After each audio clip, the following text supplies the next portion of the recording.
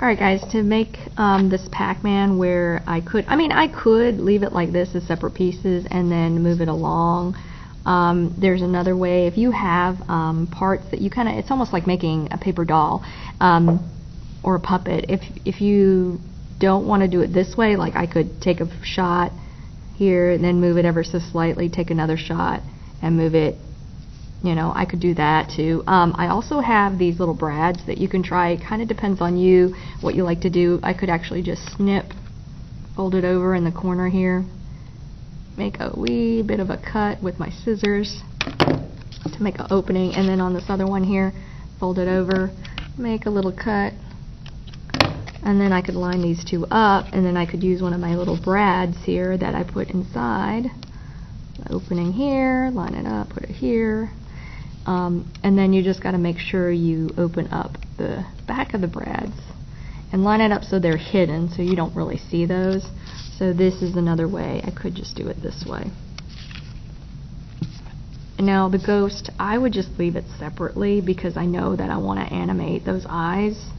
So if I want it to look like he's, take a picture, then, we know that Pac-Man opens and closes his mouth. You could also have, I did this version here.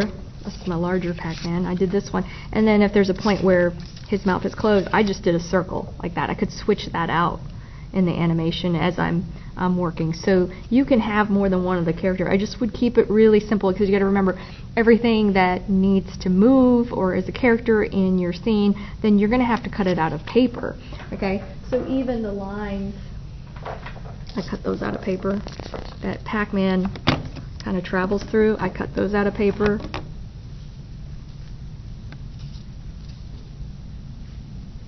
And so that I could create this setup with my Pac-Man. I'm going to switch it out. So even the little pellets, I guess, or those little cubes that he's always eating, I cut those out of paper. I'm going to set up my scene.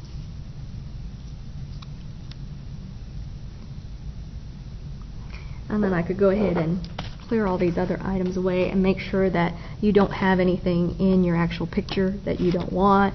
Make sure you don't have your arms and things like that, and then you'd take a picture.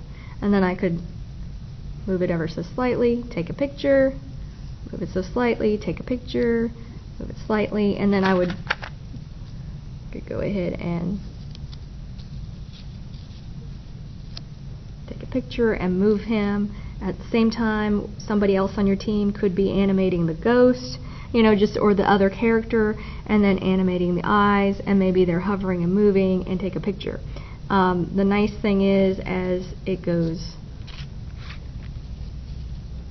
along, you can just move things as needed. Now, if you did not get lucky to get an iPad stand, I got to show you another way to do stop motion animation, to do cut paper, which is really just another form of stop motion animation.